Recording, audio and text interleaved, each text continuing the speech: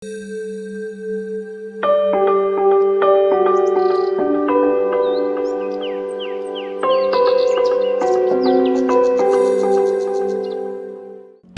Ibu ya?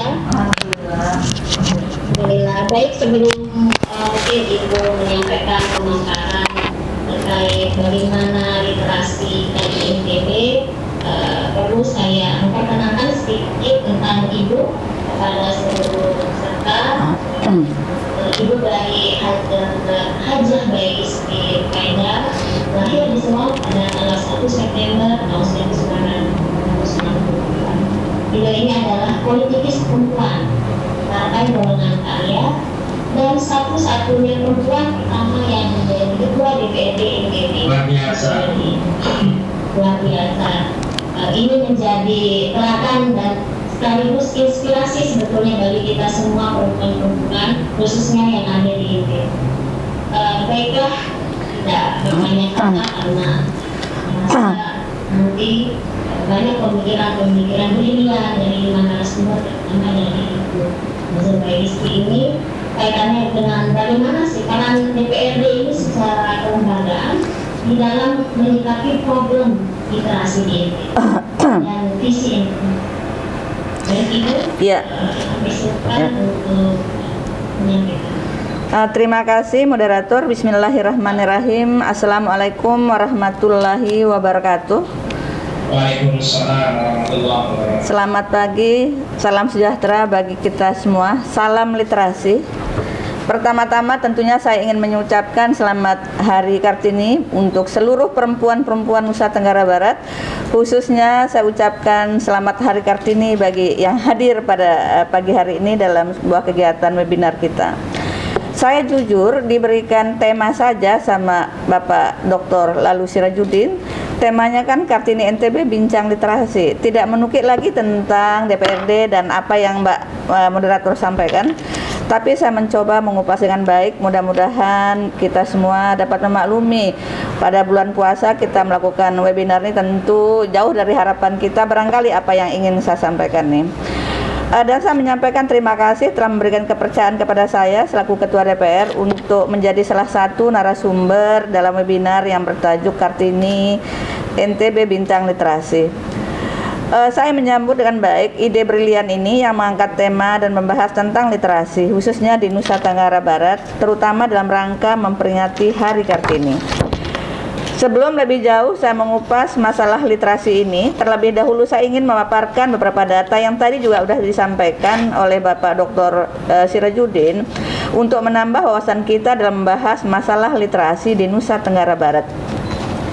Ada beberapa data yang dirilis oleh BPS Provinsi NTB. Yang pertama, bahwa indeks pembangunan manusia IPM yang sudah disampaikan, kita berada pada posisi ke-29 pada tahun 2020 sebesar 68,25, di mana kita nomor 5 terakhir dari 34 provinsi yang ada di Indonesia. 3 aspek esensial dalam perhitungan IPM adalah dimensi umur panjang dan hidup sehat, dimensi pengetahuan, dan dimensi standar hidup layak. Yang kedua, persentase penduduk miskin kita di NTB pada tahun 2019 mencapai 14,56%.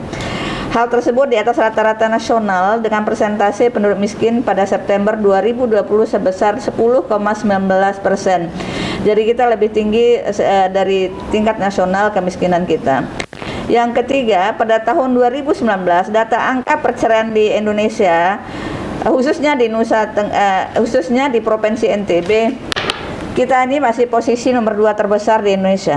Angka perceraian kita nomor 2, tetapi datanya pada angka yang sangat valid. Saya sampai kemarin belum mendapatkan angka secara pasti, sehingga saya khawatir kalau angka itu saya cantumkan nanti menjadi keliru.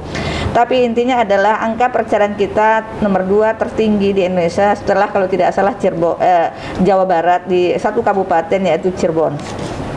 Yang keempat, data pada peringatan Hari Aksara Nasional tahun 2017 disampaikan bahwa Provinsi NTB menempati peringkat kedua pada kasus buta aksara di Indonesia, di mana jumlah buta aksara antara usia 15 sampai 59 tahun sebesar 7,91%. Posisi NTB hanya berada di bawah Provinsi Papua.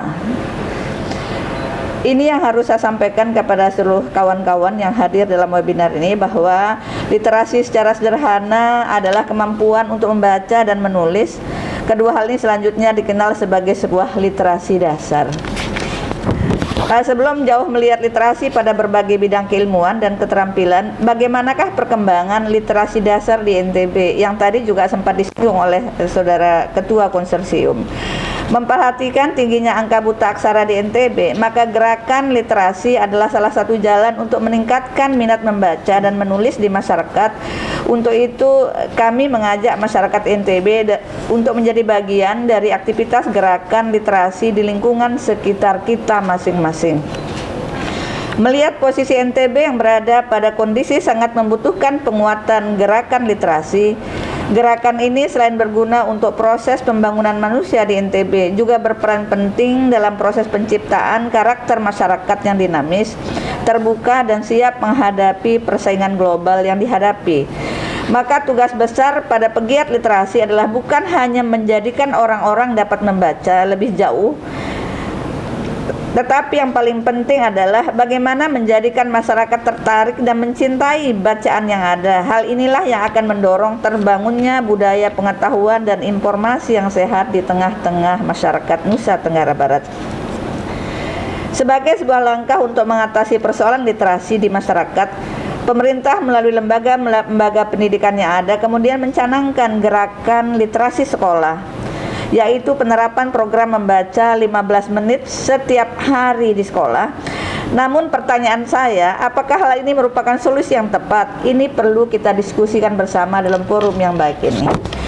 Selanjutnya, perkembangan literasi anak sejak dini adalah sesuatu yang penting. Mengingat pada usia dini ini anak mengalami tumbuh kembang yang luar biasa dalam kehidupannya. Para pakar menyebut hal ini sebagai golden age dan usia keemasan yang perlu diperhatikan dalam tumbuh kembang sang anak. Dan beberapa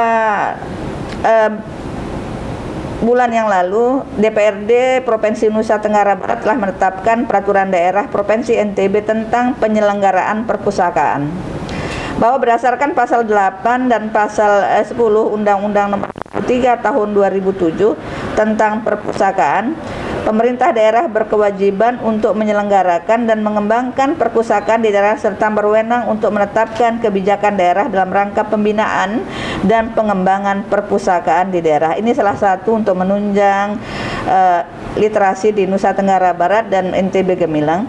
Salah satu tujuan penyelenggaraan perpustakaan di daerah adalah untuk melaksanakan pembudayaan, kegemaran membaca, dan memperluas wawasan serta pengetahuan guna mencerdaskan kehidupan masyarakat. Di dalam pasal 21 Perda penyelenggaraan perpustakaan tersebut secara khusus dibahas mengenai pengembangan literasi di NTB meliputi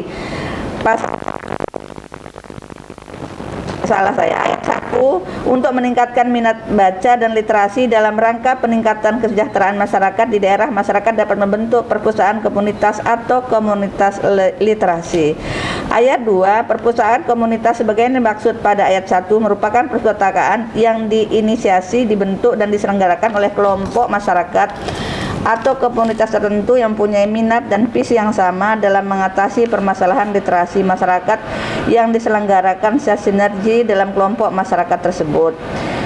Ayat 3, komunitas literasi sebagaimana dimaksud pada ayat 1 merupakan sebuah perkumpulan sosial terdiri dari beberapa orang atau kelompok masyarakat yang memiliki kesamaan tujuan dalam kegiatan menulis dan atau membaca untuk meningkatkan kesejahteraan komunitas tersebut. Saya kira ini yang dapat saya sampaikan pada kesempatan melalui webinar ini. Semoga yang saya sampaikan dapat bermanfaat dalam rangka memotivasi para penggiat literasi NTB khususnya bagi generasi muda. Mohon maaf jika ada kekurangan. Wabillahi taufiq wal hidayah. Wassalamualaikum warahmatullahi wabarakatuh. Waalaikumsalam warahmatullahi wabarakatuh. Terima kasih pada Ibu Bayi Isti. Alhamdulillah singkat, jelas, dan padat informasi yang beliau berikan, dan ini menjadi materi untuk kita nanti diskusi lebih lanjut.